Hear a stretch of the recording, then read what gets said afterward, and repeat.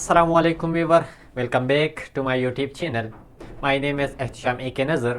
तो इस वीडियो में हम डिस्कस करते हैं ओरिएंटेशंस और directive effects of mono substituted benzene, या सिंपल हम कह सकते हैं ओरिएंटेशन और डायरेक्टिव इफेक्ट ऑफ सब्सटीट्यूएंट।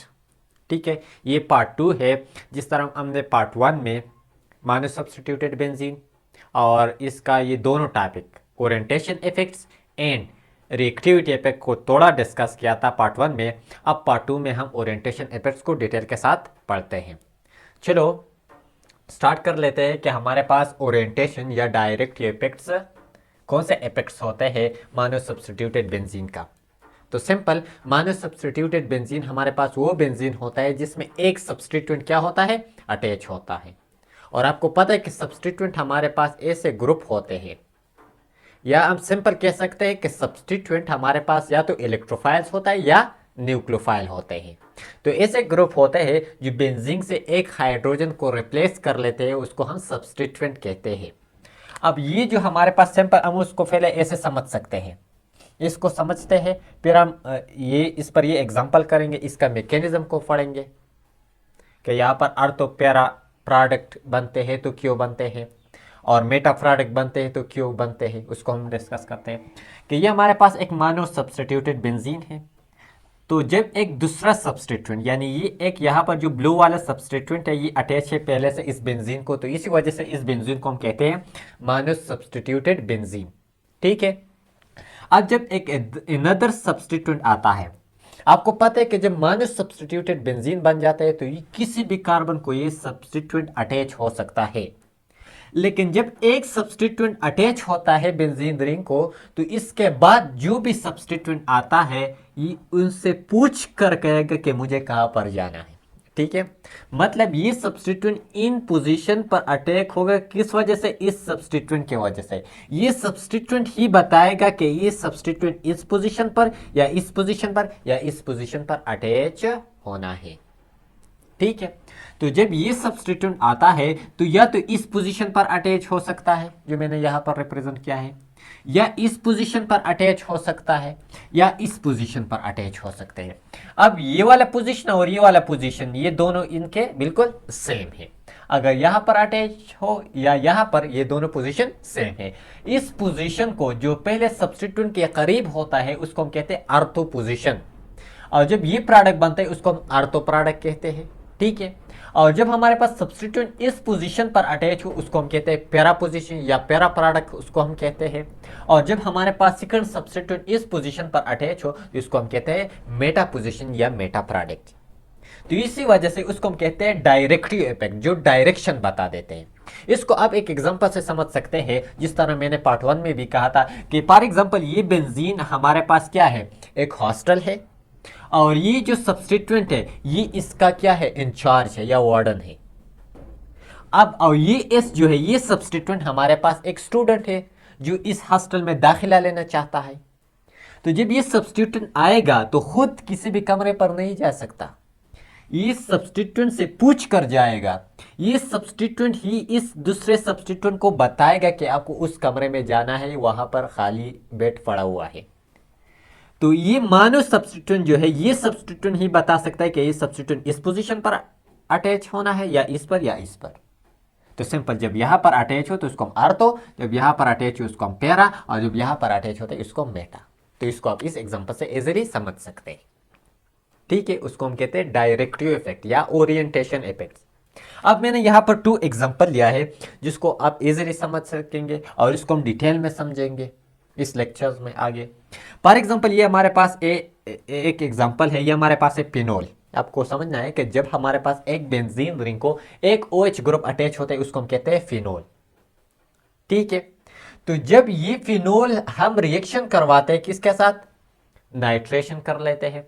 यानी जब हम फिनोल का नाइट्रेशन कर लेते हैं, और नाइट्रेशन हम करते हैं कैटालिस्ट की मौजूदगी में, और वो कैटालिस्ट क्या है, H2SO4 है।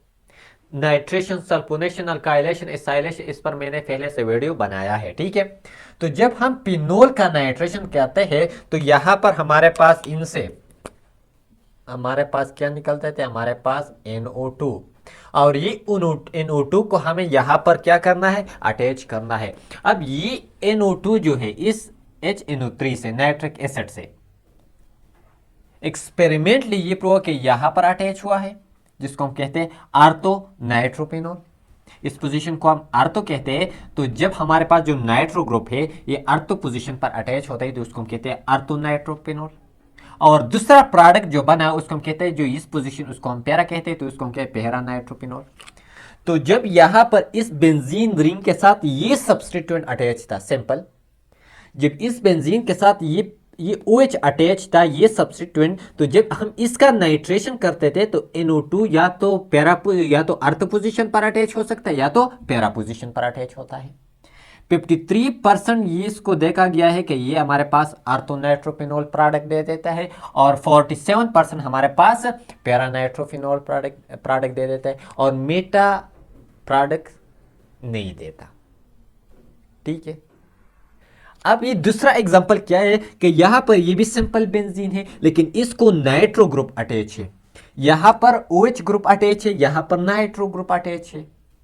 हम सब्सटीट्यूएंट इफेक्ट्स पढ़ते हैं, यानी इस सब्सटीट्यूएंट से ये नाइट्रोपिनोल इन दो पोजीशन पर अटैच हुआ, लेकिन इस सब्सटीट्यूएंट पर अगर बेंजीन रिंग को ये सब्सटीट्यूएंट अटैच हो तो जब हम इसका नाइट्रेशन करते हैं, यानी इसको हम सिंपल कहते हैं नाइट्रोबेंजीन, जब हम नाइट्रोबेंजीन का के सिंपल नाइट्रेशन कर देते हैं तो यहाँ पर हमारे पास बना देते हैं मेटा डाई नाइट्रोबेंजीन, यानी मेटा पोजीशन पर नाइट्रो अटैच है और हमारे पास नाइट्रो का ग्रुप का जो तादाद है ये 2 है, इसलिए इसके लिए हम डाई इस्तेमाल कर देते हैं, तो मेटा डाई नाइट्रोबेंजीन ये बना देते हैं। और आर्थो और पैरा प्रोडक्ट हमारे पास नहीं बनाता।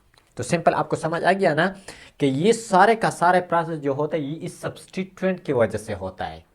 ये जो इनकमिंग सब्सटीट्यूएंट होता है या इनकमिंग इलेक्ट्रोफाइल या न्यूक्लियोफाइल्स होता है उसको क्या कर रिकमेंड कर देते हैं कि आपको अर्थ पोजीशन, मेटा पोजीशन या पैरा पोजीशन पर जाना है।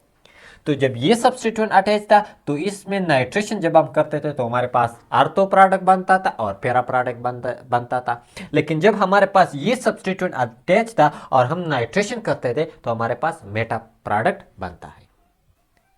तो अब ये क्यों, यहां पर ये हमारे पास मेटा और पैरा प्रोडक्ट क्यों बनते हैं और यहां पर हमारे पास ये मेटा प्रोडक्ट क्यों बनते हैं, तो उसको समझते हैं डिटेल के साथ। ठीक है, चलो उसको समझते हैं। तो चलो अब उसको डिटेल के साथ डिस्कस करते हैं। जिस तरह हमने पढ़ा कि ओरिएंटेशन या डायरेक्टिव इफेक्ट्स की वजह से 2 टाइप्स है हमारे पास डायरेक्ट, एक को हम कहते हैं आर्थोपैरा डायरेक्टर और एक को हम कहते हैं मेटा डायरेक्टर्स। ठीक है, ऐसा सब्सटीट्यूएंट जिसकी वजह से जो इनकमिंग इलेक्ट्रोफाइल्स होता है वो आर्थो और पैरा पोजीशन पर अटैच होता है, उसको हम आर्थोपैरा डायरेक्टर कहते हैं। और ऐसे सब्सटीट्यूएंट जिसकी वजह से जो इनकमिंग इलेक्ट्रोफाइल्स होता है वो हमारे पास मेटा पोजीशन पर अटैच होता है, उसको हम मेटा डायरेक्टर कहते हैं। ठीक है, जिस तरह हमने पढ़ा कि हमारे पास पिनोल है और जब हम पिनोल का नाइट्रेशन करते हैं तो हमारे पास आर्थो नाइट्रोपिनोल बन जाता है और हमारे पास पैरा नाइट्रोपिनोल बन जाता है और हमारे पास मेटा नाइट्रोपिनोल नहीं बनता। और जिस तरह हमारे पास जो नाइट्रोबेंजीन होता है जब हम इसका नाइट्रेशन कर लेते हैं तो हमारे पास मेटा डाई नाइट्रोफिनोल बन जाता है, या चुनकर हमारे पास आर्थो और पैरा नहीं बनता। तो इसका मेन जो रीजन है जिसको एक्सप्लेन किया है रेजोनेटिंग थ्योरी ने, यहाँ पर रेजोनेंस होता है और इस रेजोनेंस की वजह से ये इफेक्ट क्या होता है, शो होता है। तो चलो आर्थो पैरा डायरेक्टर को एक्सप्लेन कर लेते हैं रेजोनेंस की वजह से कि क्यों आर्थोपैरा डायरेक्टर्स, ऐसे कौन से ग्रुप होते हैं जो आर्थोपैरा डायरेक्टर्स होते हैं, इसके वजह क्या होता है, इसको हम एक्सप्लेन कर लेते हैं। जिस तरह यहाँ पर जब ये OH अटैच होता है इस बेंजीन रिंग से तो यहाँ पर रेजोनेंस होता है। कैसे कि यहाँ पर जो प्री इलेक्ट्रॉन्स होता है ये यहाँ से यहाँ पर आ जाता है, जब ये यहाँ से यहाँ आ जाते हैं तो यहाँ पर जो डबल बॉन्ड बन जाता है, जब डबल बॉन्ड बन जाता है तो ये वाला जो पाई इलेक्ट्रॉन है ये यहाँ से इस कार्बन के साथ शिफ्ट होता है, यहाँ पर नेगेटिव चार्ज क्रिएट होता है। ठीक है, एक रेजोनेटिंग स्ट्रक्चर तो ये बन जाता है। इसके बाद जब ये इलेक्ट्रॉन्स होता है तो ये यहाँ से यहाँ आ जाता है, यहाँ पर हमारे पास डबल बॉन्ड क्रिएट होता है जो मैंने यहाँ पर रिप्रेजेंट किया है, और ये जो पाई बॉन्ड है यहाँ से यहाँ चला जाता है और हमारे पास यहाँ पर नेगेटिव चार्ज क्रिएट होता है। एक रेजोनेटिंग स्ट्रक्चर ये बन जाता है।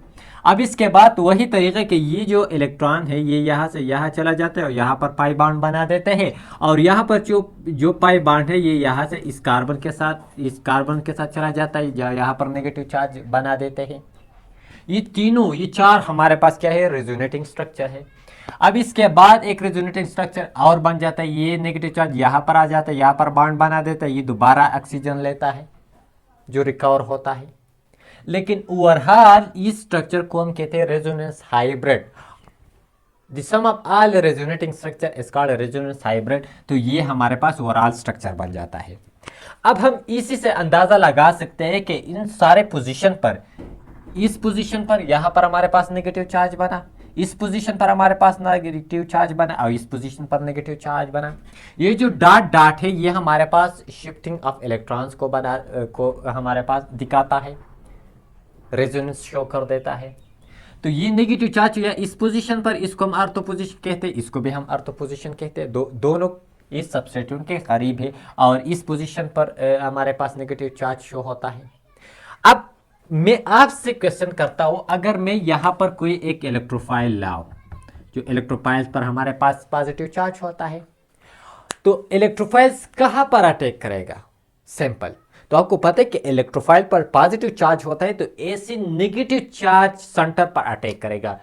तो इन बेंजीन रिंग में इस कार्बन पर और इस कार्बन पर ज्यादा नेगेटिव चार्ज है, यहां पर भी नेगेटिव चार्ज है, लेकिन इन तीनों कार्बन में सबसे ज्यादा नेगेटिव चार्ज है। तो ये इलेक्ट्रोफाइल ज्यादा एक्टिव किन कार्बन के साथ होगा? इसके साथ, इसके साथ और इसके साथ। इसलिए जब OH अटैच होता है तो हमारे पास या तो ये वाला प्रोडक्ट बन जाता है जिसको हम ऑर्थोनाइट्रोफिनॉल कहते हैं। याद, अगर इस कार्बन के साथ भी अटैच हो तो उसको हम ऑर्थोनाइट्रोफिनॉल कहते हैं, और अगर यहां पर अटैच हो तो फिर भी हम उसको ऑर्थोनाइट्रोफिनॉल कहते हैं। या जब इसके साथ अटैच होता है तो उसको हम पैरानाइट्रोफिनॉल कहते हैं। तो ऐसे क्यों होता है? तो इसको आप समझो कि यहां पर इसने इलेक्ट्रॉन किसको दिया? रेजोनेंस की वजह से इस ग्रुप ने, इस डायरेक्टर ने अपना इलेक्ट्रॉन इस बेंजीन रिंग को दिया। तो ऐसे ग्रुप जो अपने इलेक्ट्रॉन को बेंजीन रिंग को देता है ना, इसको हम कहते हैं इलेक्ट्रॉन डोनेटिंग ग्रुप। सिंपल। ऐसे ग्रुप जो अपना इलेक्ट्रॉन बेंजीन रिंग को डोनेट कर लेता है, उसको देता है, तो ऐसे ग्रुप को हम कहते हैं इलेक्ट्रॉन डोनेटिंग ग्रुप। और जितने भी इलेक्ट्रॉन डोनेटिंग ग्रुप होता है वो हमारे पास ऑर्थो पैरा डायरेक्टर होता है, क्योंकि इस इलेक्ट्रॉन देने के बाद, इस इलेक्ट्रॉन के डोनेट होने के बाद इसके ऑर्थो और पैरा पोजीशन पर इलेक्ट्रॉन की डेंसिटी ज्यादा होता है, और जब इसके इलेक्ट्रॉन की डेंसिटी ज्यादा होता है तो इलेक्ट्रोफाइल या वह इस पोजीशन पर इजीली अटैक कर सकता है। तो इसी वजह से जो इलेक्ट्रॉन डोनेटिंग ग्रुप होता है वो हमारे पास ऑर्थो पैरा डायरेक्टर्स होते हैं। ठीक है, इस बात को क्लियर हो गई। और आपको कैसे पता चलेगा कि हमारे पास इलेक्ट्रॉन डोनेटिंग ग्रुप है? फॉर एग्जांपल एक बेंजीन रिंग को कोई भी ग्रुप अटैच है तो आपको कैसे पता चलेगा कि इलेक्ट्रॉन डोनेटिंग ग्रुप है? तो मोस्टली वहां पर हमारे पास सिंगल बॉन्ड्स होता है। जिस ग्रुप में सिंगल बॉन्ड्स होते हैं और प्री इलेक्ट्रॉन्स होते हैं वहां हमारे पास वही ग्रुप हमारे पास इलेक्ट्रॉन डोनेटिंग ग्रुप है। जिस तरह मैंने यहां पर एग्जांपल लिया है, अगर आप इस R को देखें तो ये R इसमें एक्सेप्शनल है, यानी यहां पर तो सिंगल बॉन्ड है लेकिन ये प्री इलेक्ट्रॉन नहीं है।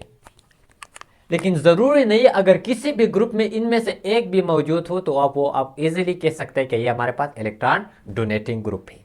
ठीक है, ये आप एज अ ट्रिक समझ सकते हैं। यहां पर देखें तो OH में हमारे पास क्या है? OH में प्री इलेक्ट्रॉन है और इसके दरमियान सिंगल बॉन्ड है। OR के साथ प्री इलेक्ट्रॉन है, सिंगल बॉन्ड है। Cl के दरमियान प्री इलेक्ट्रॉन है। आयोडीन के साथ, क्लोरीन के साथ फ्री इलेक्ट्रॉन है। इस तरह NH2 के साथ प्री इलेक्ट्रॉन भी है, सिंगल बॉन्ड। NHR ये प्री इलेक्ट्रॉन है, सिंगल बॉन्ड। NR2 इस H2 के जगह NH2 के जगह एक H और एक H की जगह आप R लिख सकते हैं, या इन दोनों H के जरिए आप R भी पूछ सकते हैं। तो ये जितने भी ये ग्रुप है जो आप इजीली समझ सकते हैं, जहां पर सिंगल बॉन्ड होता है और प्री इलेक्ट्रॉन होते हैं, ऐसे ग्रुप हमारे पास इलेक्ट्रॉन डोनेटिंग ग्रुप होता है। और जितने भी इलेक्ट्रॉन डोनेटिंग ग्रुप होते हैं वो हमारे पास ऑर्थो पैरा डायरेक्टर होते हैं। क्लियर, ये समझ गए?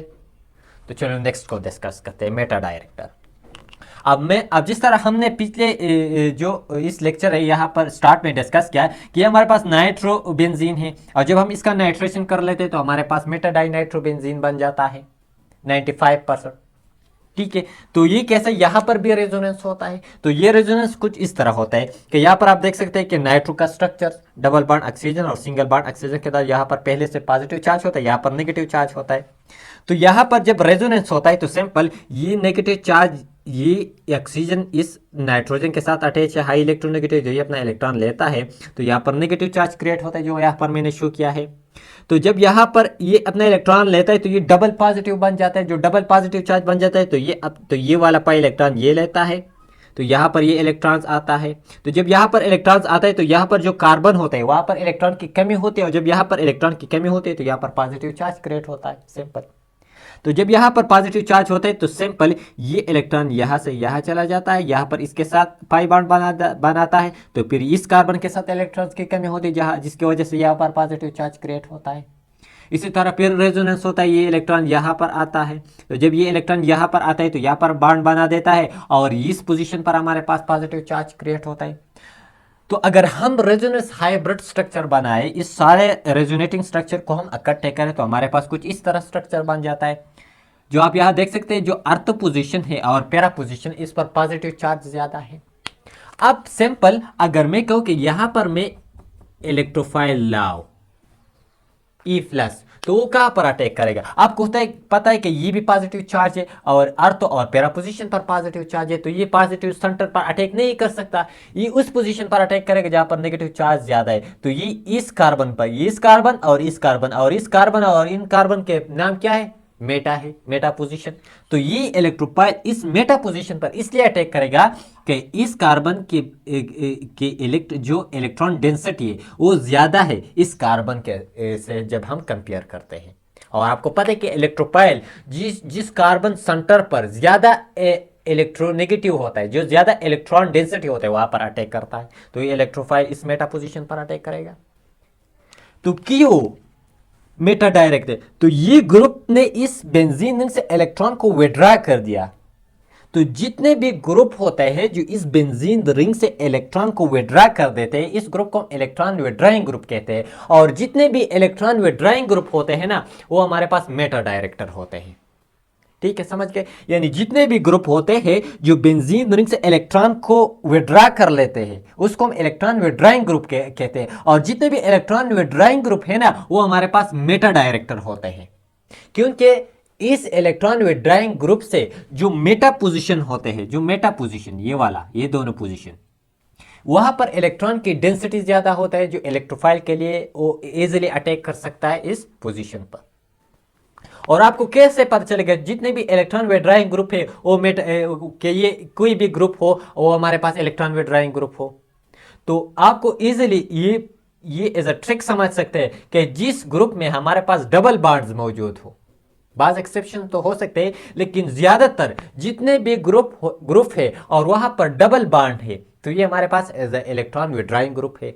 या जिसके साथ हाईली इलेक्ट्रोनेगेटिव एटम अटैच हो तो वो हमारे पास as a electron withdrawing group होते हैं। यहां पर अगर देखा जाए तो ये ऑक्सीजन नाइट्रोजन से ज्यादा इलेक्ट्रोनेगेटिव है, ये भी प्रेजेंट है, और दूसरा यहां पर डबल बॉन्ड भी है।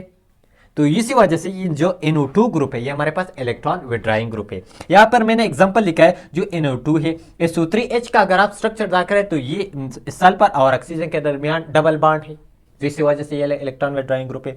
CN के दरमियान ट्रिपल बॉन्ड से या तो डबल बॉन्ड होगा या ट्रिपल बॉन्ड होगा, लेकिन सिंगल बॉन्ड से ज्यादा होगा। जो कार्बोक्सिलिक फंक्शनल ग्रुप है वहां पर भी कार्बन और ऑक्सीजन के दरमियान डबल बॉन्ड है। यहां पर जो अल्डिहाइड फंक्शनल ग्रुप है वहां पर भी डबल बॉन्ड। इसी तरह जो हमारे पास यहाँ पर ये जो COR ग्रुप है, कीटोन ग्रुप है, यहाँ पर भी हमारे पास डबल बॉन्ड्स प्रेजेंट है। तो ऐसे ग्रुप जहां पर डबल बॉन्ड होता है वो हमारे पास as electron withdrawing group act कर लेते हैं, और जितने भी इलेक्ट्रॉन विड्रॉइंग ग्रुप है वो हमारे पास मेटा डायरेक्टर्स होते हैं। ठीक है, तो ये था simple explanation of earth orientation या डायरेक्ट इफेक्ट ऑफ नाइट्रोबेंजीन, जिसमें हमने इलेक्ट्रॉन डोनेटिंग ग्रुप पे पढ़ा, इलेक्ट्रॉन विड्रॉइंग ग्रुप पे पढ़ा। जितने भी इलेक्ट्रॉन डोनेटिंग ग्रुप होते हैं वो हमारे पास अर्थोपैरा डायरेक्टर होते हैं, और जितने भी इलेक्ट्रॉन विड्रॉइंग ग्रुप होते हैं वो मेटा डायरेक्टर होते हैं। इसलिए जो लोग आप इस चैनल पर नए चैनल को सब्सक्राइब कीजिए, लाइक कीजिए, अपने दोस्तों के साथ ज़रूर शेयर कीजिए। And thank you for watching.